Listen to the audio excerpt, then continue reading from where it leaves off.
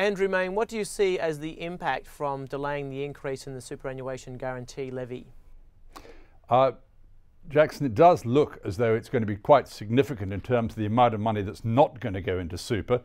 Deloitte has just told me that it's going to be round about $120 billion not going into super. And of course, if you add in what the super ought to earn, it's going to be more than that. I noticed that the industry funds said on Tuesday that it was going to be about $150 billion.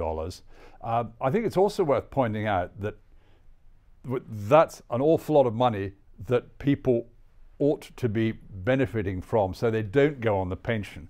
What it does look like, Jackson, is that the government has saved itself approximately $2.6 billion by delaying this exercise of pushing the compulsory contribution in super by the employer from 9 to 12% out to 2025. It was going to be 2019 before the current government got elected. And I think what we've got to do is we've got to look at the difference between what the government is saving, as in $2.6 billion between now and I think it's the end of 2018, and the fact that a whole lot of people who aren't great savers, most of us aren't great savers, and so they can't be relied on to do their own putting aside of money. People are going to be missing out on approximately $120 billion by 2025, and that number could go up depending on how the superannuation performs between now and then. Now, who are going to be the hardest hit by this change? Well, I'm glad you asked that question, Your Honour, because I just happen to have a table in front of me from the Industry Super Australia people who point out that the highly paid young people therefore are going to be worst affected. For instance, some bright young thing now who's age 25 and being paid $100,000 a year, good luck to them, they would miss out on almost $47,000 in superannuation balance by this whole exercise being put off by what the government says is 3 years from 2022 to 2025.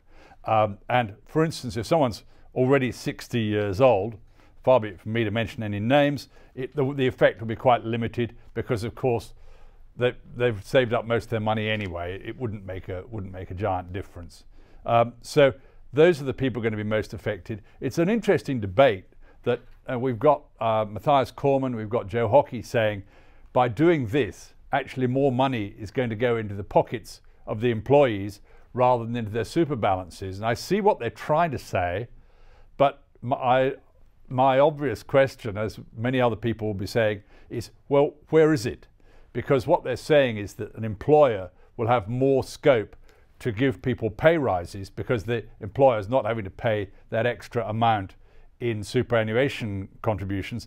But there's not many employers I know that will suddenly, instantaneously get an attack of generosity and give employees that money that would otherwise have gone into superannuation. It just won't happen.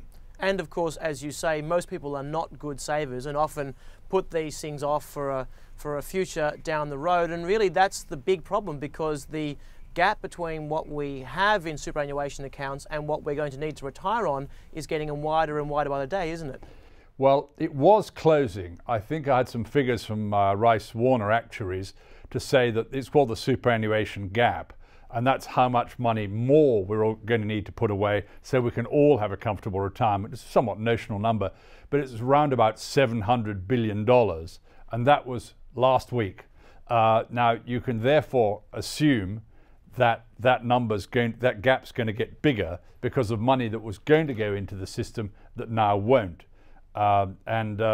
Assuming that the actuaries were working on the principle that money was going to go in, then the gap's probably grown out from about from 700 billion to about 820 billion, up towards the dreaded 1 trillion.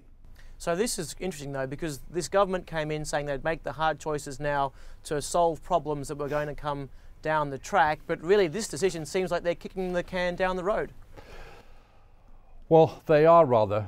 Actually, some of the drier members of the coalition don't really like superannuation at all, because what they want is for people to make their own decisions, sort of a la Margaret Thatcher, people to take control of their own lives.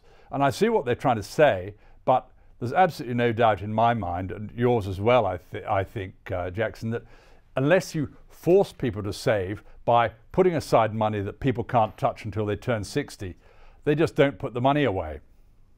Andrew Main, thank you very much. Thank you.